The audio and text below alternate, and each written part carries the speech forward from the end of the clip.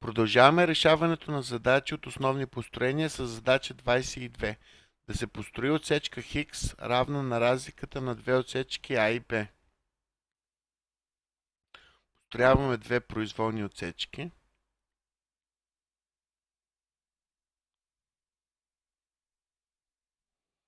Задачата има три случая, когато АБ е по-голяма от CD, АБ равна на CD и АБ по-малка от CD. Ще разгледаме първо случая, в който АБ е по-голяма от CD. Построяваме произволна права.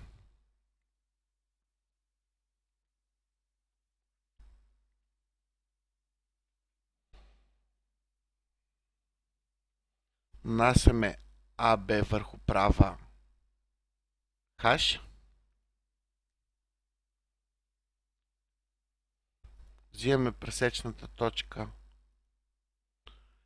хаш, положителна посока от ляво надясно.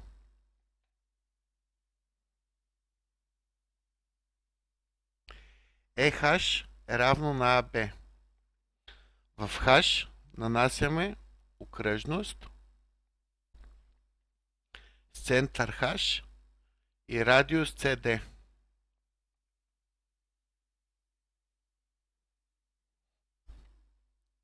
Тя пресича права хаш, две точки.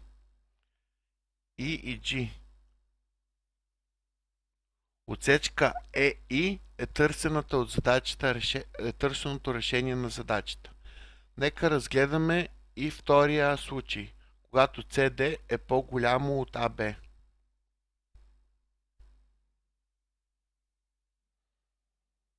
В този случай IE е търсеното от нас решение на задачата.